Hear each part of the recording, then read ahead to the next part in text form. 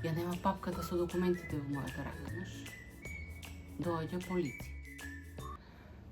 Еве, решив да продолжам со моето раскажување за тоа како стигнав во Америка. Последно што ви кажав беше кога пристигнавме на аеродромот во Њу Јорк. Синот не пречека, се испоздравивме и тргнавме на кај колата, паркингот. А до таму мислам дека патувавме со едно автобусче, нешто лифтови, нешто јас бев целата изгубена.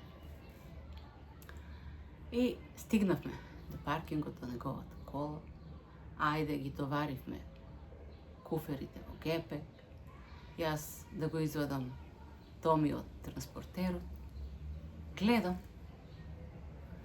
ја нема папката со документите во мојата рака. Леле, се стаписав, крвта ми се залети.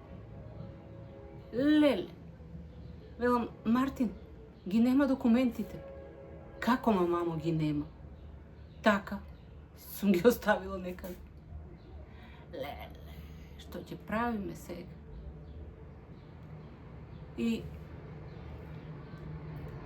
Мартин вели, мора да се вратиме на аеродромот, што ќе правиме, нема што да се прави. Да се вратиме, да прашаме, може некој ги нашол. Леле, се враќаме назад, а јас си мислам, леле, кај ќе ги најдеш, бре, во толка голем аеродром. Ништо, ајде пак назад, лифтови, автобус. Се вративме. И сино таму на еден службеник на шалтерот му објаснува што се случило. И тој замина, а јас да ме боцнеш крв нема во мене. Си размислам, леле, што ќе правиме? Пасоши таму, сите лични документи таму. Ма се што е документ беше во папката. И не можам да дочекам да дојде службеникот да не извести што се случило. Кога одеднаш го гледаме иде и ја носи папката. Си реков, фала Богу, ми олесна. И, ама тој момент нема никош да го заборам. А мислев дека најлошото помина. И се вративме на паркингот, маш ми не чекаше со Томи, кој знае колку време не чекал. И се вративме, ајде од тука заминавме во станот на синот, не испречека, спремал ручек, ние радосни, убавини, земал една недела слободни денови, па таа недела не шеташе секаде низ Њу Јорк, низ сите знаменитости, низ Манхетан, Таймс сквер, статуа на слободата, аквариуми. Се качивме на Рокефелер ли се викаше таа зграда, панорама кај што се гледа на цел Њу Јорк. Имам објавено видео со тоа, да не објаснувам. И се убаво, се изнашетавме секаде. А по една недела синот мораше да појде на работа и ние со маш ми останавме сами во станот. Ама ни беше убаво. Преку ден испаднеме, прошетаме тука во близина, да не се изгубиме. И така поминаа 2 недели, кога еден ден задзвонува телефонот на маш ми. Се јавува на мојата братучетка Маш и вели, ајде, доаѓајте, јас ти најдов работа. Ние се изненадивме каква работа. Ние точно дека не можеме кој знае колку да седеме и да бидеме товар на синот. Јасно беше дека мораме да бараме работа, да бараме стан. Ама ова ни дојде многу бргу. Како бе, каква работа, кај ќе дојдам? Ќе дојдеш кај мене, ќе седеш додека да најдете стан.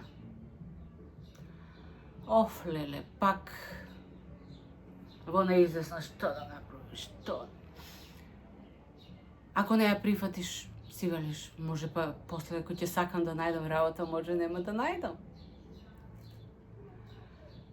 И на брзина решивме, ајде, ќе оди. Тоа беше недела, од понеделник да појде на работа. И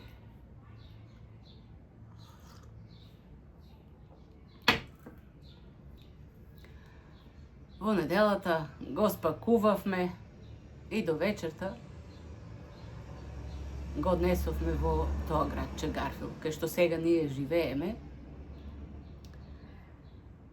и го оставивме маш ми. Тој беше како изгубен. Си велиш, кај дојдов, кај запустив? А ние со синот се вративме во Њујорк и ние некако одма почувствувавме празнина, одма, не знам, некако неубаво чувство. Ама тоа ти е, решивме да почнуваме од нула на стари години. И нешто, тој замина, почна со работа, ама не му беше баш се исто во туѓа куќа да живееш прв пат. Одиш и таму да живееш. И така, тие во меѓувреме, после работа, одат барат стан. Затоа што не може долго време да остане кај братучетка ми. И секој попладне, одат барат стан. Гледавме еден, не ми се допаѓа. Ајде, утрето гледавме друг, не ми се допаѓа. Леле, не можат да најдат. Скапи станови. По $1,700–1,800. И ајде, што ќе правиш, мора да земеш. И најдоа еден стан, кажа дека не е многу мал. И ајде си рековме, ќе го земеме, па натаму ако не ни се допаѓа, ќе бараме друг. И ајде се договоривме, го земаа станот, биле претходниот ден да чистат, сменувале некои ролетни, не знам што.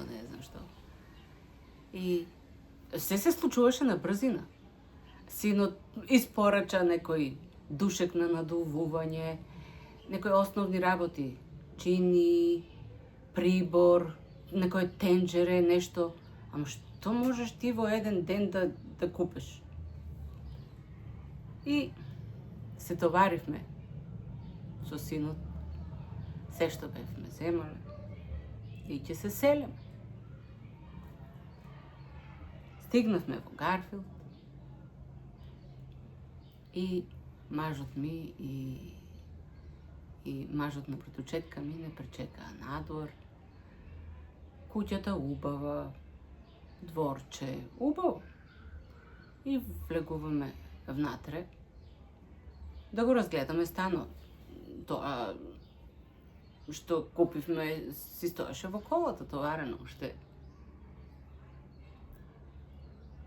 И како што разгледувавме, одеднаш доаѓа полиција.